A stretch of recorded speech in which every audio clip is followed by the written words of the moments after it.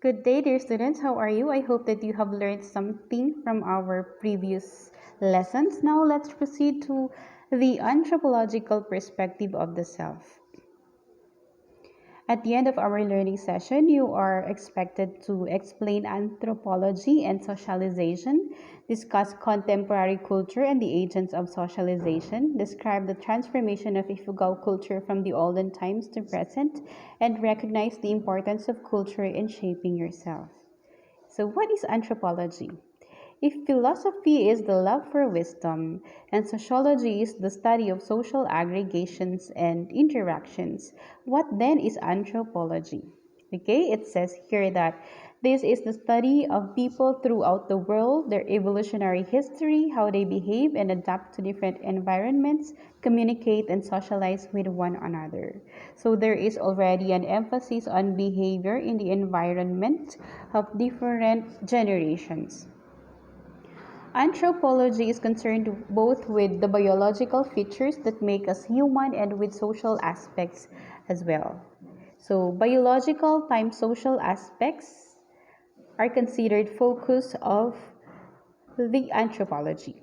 And it is also the study of man and how culture has evolved through time and how does it influence human behavior.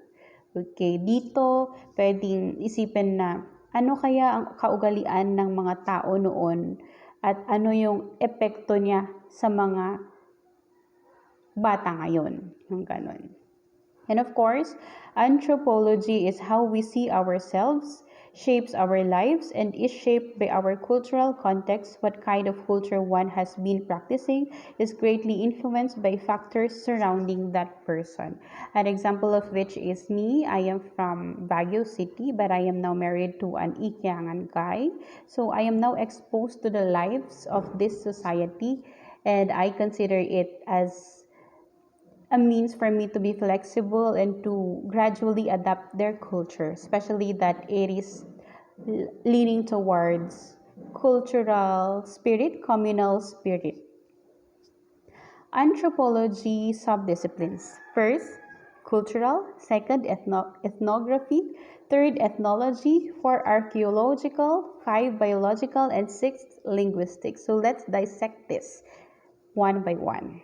But before that, let's move on to our activity 7 in your workbook entitled My Culture Then and Now.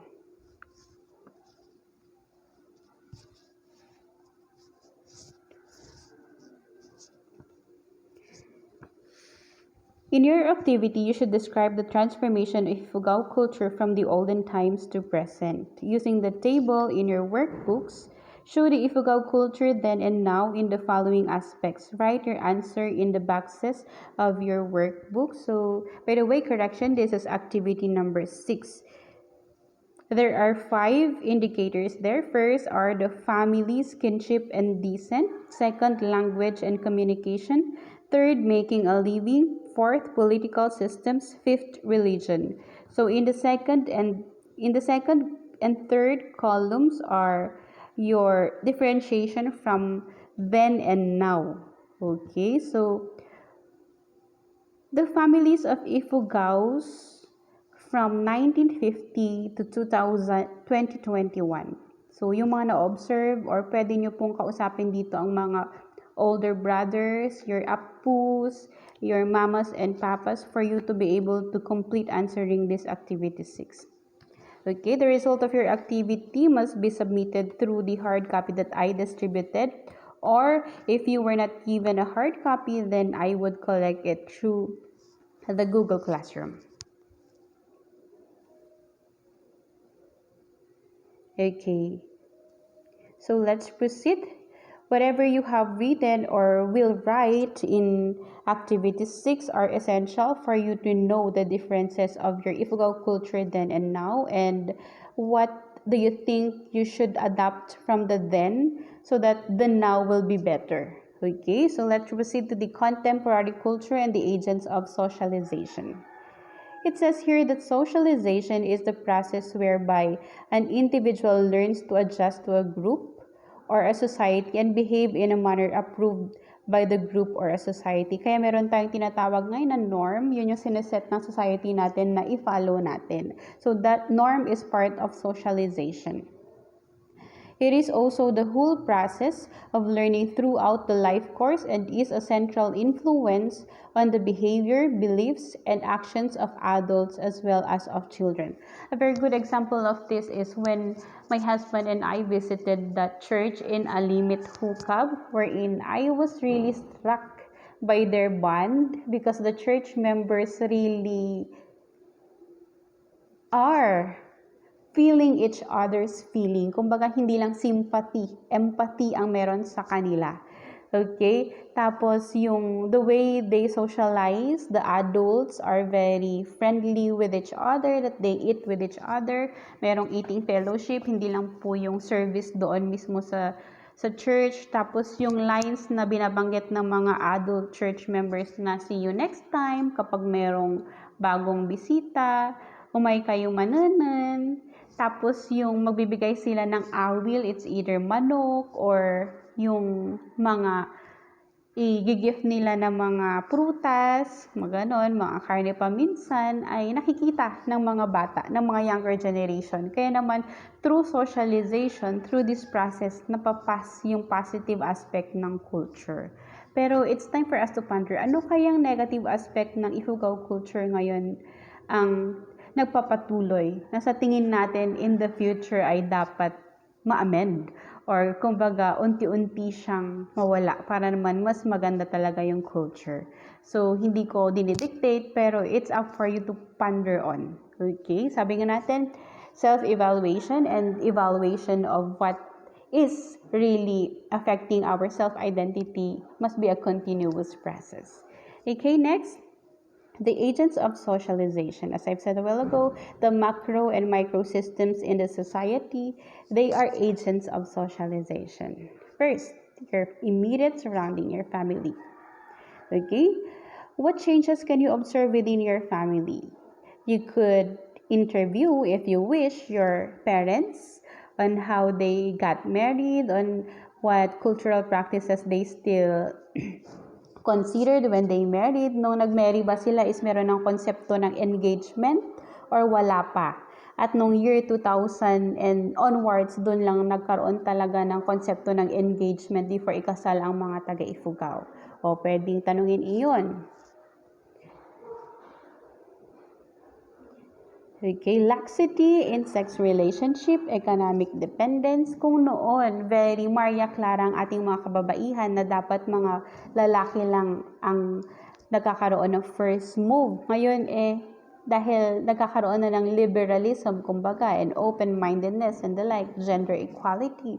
So, meron tayong tinatawag na laxity in sex relationship or yung tinatawag natin na laxity, flexibility, yung ease, kumbaga, yung comfort, and yung convenience. That yes, it is already part of our life, ika nga. But then, if we think of the positive side, the more positive one, yung Maria Clara thing, could also be an aspect that could save, okay, the purity of a lady. But we do not say that the purity of a lady is just the basis of the sex relationship. Okay? If there goes love and acceptance, okay, relationship would prosper.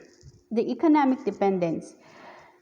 In the Philippines, okay, we are not used to being independent at the age of 18, but then if we compare the independence or the culture of America, wherein if you are already 18 years old, you should be in a separate dwelling place and you are already supporting yourself. Okay? Kung within the Philippines, the culture of a lowlander to the culture of an Ifugao, medyo may pagkakaiba. Pero marami ding pagkakapareho because within the Philippines as well.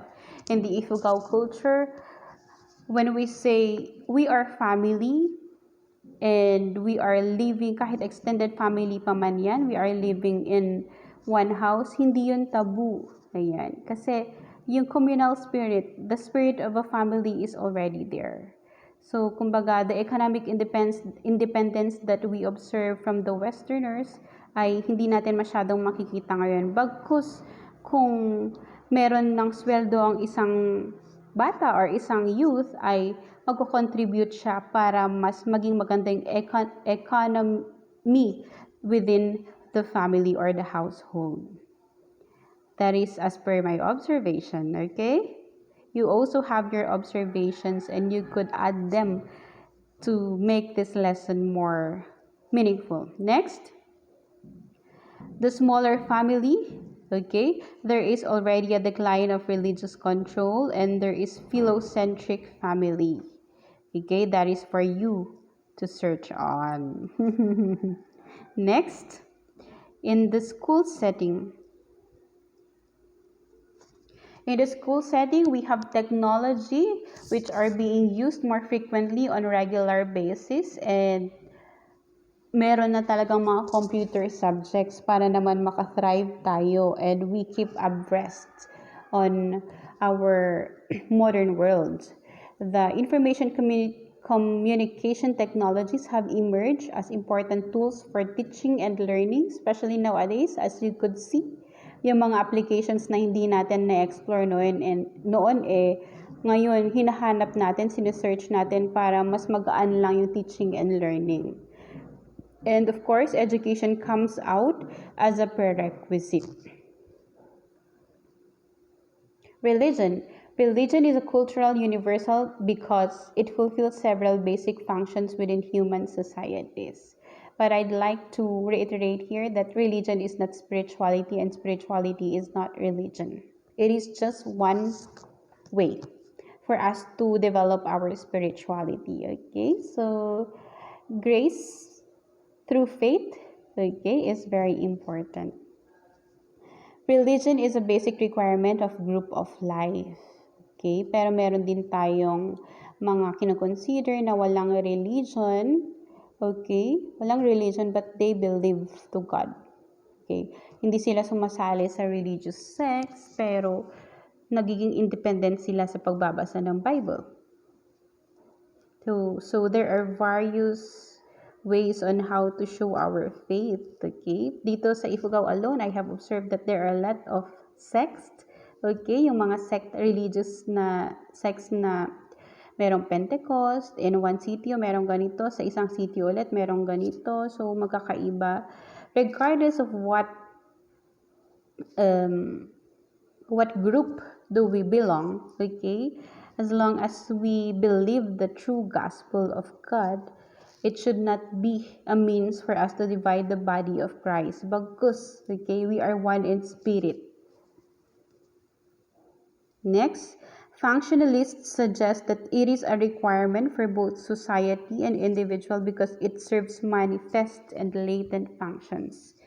When we say manifest functions, these are what we see, okay, we readily see.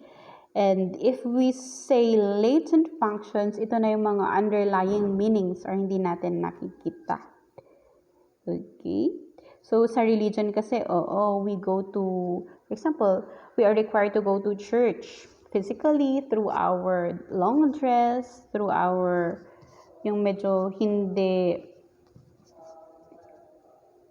exposing na mga damit. Okay, so that is a manifest function of it. Pero meron din latent function, especially in keeping our faith grow or intact. Okay, kaya kailangan din ng religion. Ito yung sinasabi ng ating slide. Okay, religion provides mental peace, inculcates social virtues, promotes social solidarity, especially if we are in a ministry, okay, in a group. Wherein, yung grupo kasi is nagsaserve siya na cohort, kumbaga, yung support system. The support system through the religious groups that we have is very important, okay? Especially in times of need. It converts animal qualities to human qualities. Sabi nga natin, the id qualities to the super ego qualities. And of course, religion is an agent of socialization and of social control. Remember, there are a lot of groups, religious groups, but it is for us. We have the choice on where to join. We should discern their teachings. Okay, if the teachings are towards the gospel, the good news, then go. We will develop. But if the teachings are more dogmatic, that they are just fixed on the laws, then it's for up to open our mind and dwell with the gospel, really, the good news from our God. Religion promotes welfare, gives recreation, influences economy, influences political system, and strengthens self-confidence. Okay, a good example of this is the youth. Okay, because we have an upcoming youth night, and there are a lot of youth who are already developed. Okay, they made their practices for instrumental their instrumental practices at church as a recreation. Okay, and it really strengthens their self-confidence because from the from merely sitting inside a church, they are already leading through the praise and worship songs. They are already boosting their confidence because they are able to go in front and testify the goodness of God. So that's a good example of it as based on my observation. So let's proceed to another medium of socialization, media. Media can be through music, books, and internet stand out as three of the main strands that influence people the most. Media consists in valuable resources of knowledge and entertainment. Okay, so what is your favorite music? As for me, I have my favorite music, Go Light Your World by Kathy Trocoli. I have discovered this when I am having my practicum in psychology as well. This is a very meaningful song, okay? Because it reflects that the candle in me is Jesus, that I should continuously show and light the candle, okay? For the others to also light their candles. Okay? Yung kumbaga acceptance that Jesus is my light. Okay? Jesus is my candle. Okay? Media functions. They provide news and information required by the people, can educate the public as well. The media has a very powerful, okay, influence to the youth nowadays, to ourselves. For example, if you are prone in reading or watching opinionated news over the factual, reliable sources of news, then you are towards fake news, not factual news. Okay, but if you are prone in looking at reliable data sources or reliable media, then you are leaning towards the truth. Okay, so I hope that we are all towards the latter that I have mentioned. So that less stress kasi pag talagang fact, truth ang ating dinidiscover, hindi yung fake or chismis and the like. It can really educate the public, and this is very influential. Media functions helps a democracy function effectively. Sa media kasi, if there is freedom of speech, as we say, very open na naibabalita kung anong nangyayari between, among, and across all the executive, legislative branches of our government. So, kaya sa nangyayari ngayon sa atin, like the closure of the ABS-CBN, yung pagkaso sa may-ari ng Rappler ay isa sa mga tinitingnan na means para bumaba, kumbaga, or hindi maging effective ang democracy. Okay? Pero binabantayan naman ito ng ating mamamayan. Okay? So, siguro, meron tayong role. Meron talaga tayong role sa nangyayari ngayon. Okay? Responsible media use and responsible patronization of media can also affect, okay, our society.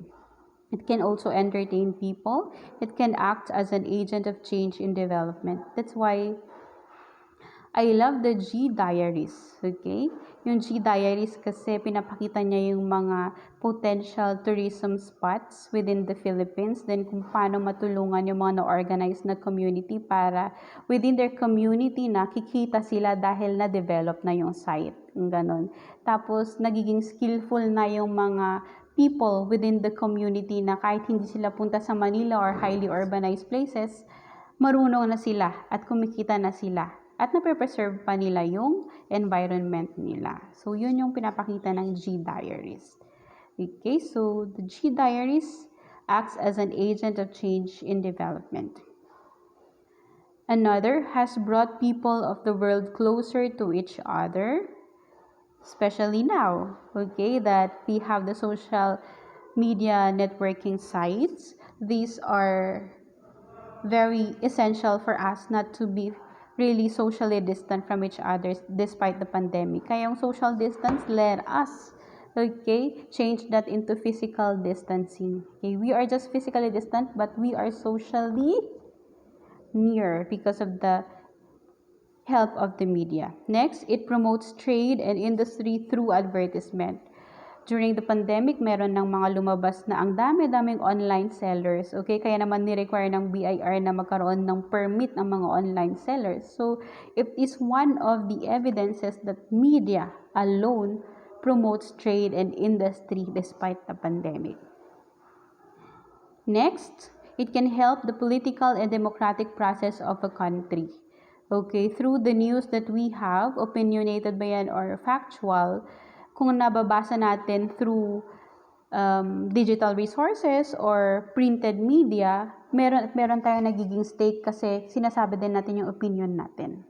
Okay, it can also bring positive social changes, especially when we advertise and spread the news about certain causes, yung mga outreaches, yung may mga positive effects sa community. Pwede din po kasi itong maging basihan ng tinatawag natin na vicarious learning or learning from others' deeds or actions or experiences, thereby resulting to positive social change.